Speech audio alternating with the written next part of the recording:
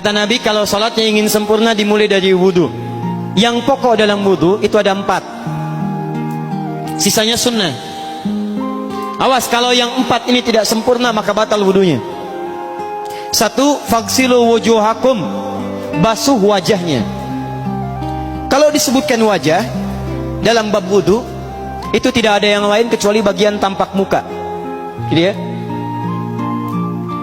Kalau yang punya jenggot, itu termasuk janggutnya di selai-selai. Sifat wudu cuma ada 3. 1, pakai keran. 2, pakai gayung. 3, air yang mengalir. Ya, seperti di sungai ada air mengalir itu nggak ada masalah. Tapi kalau menggunakan gayung atau semisalnya, Nabi itu diriwayatkan dalam hadis itu sangat menghemat air.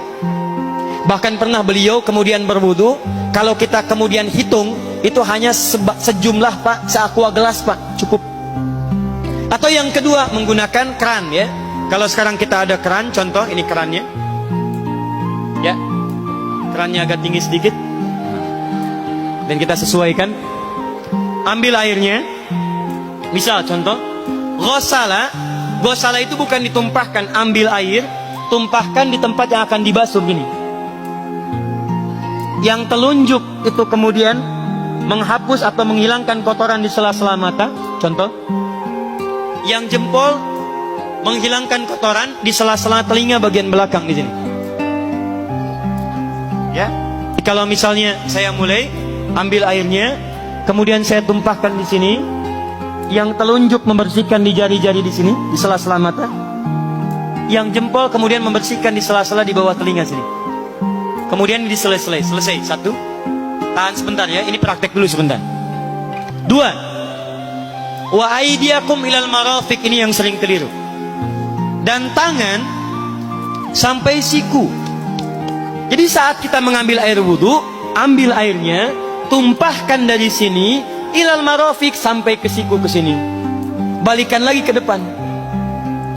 Jadi bukan kerannya dibeginikan, sikunya dibeginikan, takut, bukan. Jadi bukan siku diteruskan ke bawah. Yang tepat itu ambil airnya, kemudian basuh dari sini sampai dengan ke sikunya. Hati-hati, ini ada maknanya.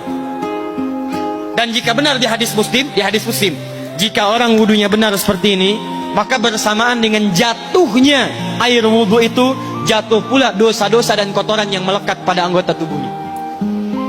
Tidak cukup dengan amin, nanti kita lihat dulu. Tangan selesai pindah kemana? Bukan ke rambut, tapi kepala. Jadi dalam bab wudu yang diusap bukan rambutnya, kepalanya. Itulah keadilan Allah. Kalau yang diusap kepalanya, semua manusia yang hidup pasti punya kepala. Tapi kalau yang diusap rambutnya, ada ketidakadilan, karena tidak semua orang punya kepala, punya rambut. Tuh. Nah sekarang lihat sini. Ketika kita diminta mengusap kepala, bahasanya masaha. Masaha itu begini. Ini saya punten. Bismillah. Ini ya. Ambil airnya, tumpahkan, baru kemudian diusapkan ke kepalanya. Paham ya? Kalau yang ghosala, ambil, tumpahkan di tempat yang akan dibasuh. Tapi kalau masaha, hati-hati, ambil airnya, tumpahkan, baru diusap. Jadi bukan diambil air, tumpahkan di kepala begini.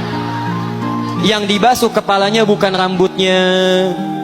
Jadi kalau ada laki-laki sudah dandan, sisiran, rapi, tiba-tiba keran dibuka, yang diusap cuma rambutnya, ulak. Nah, itu batal wudunya. Tidak sah. Harus diulang.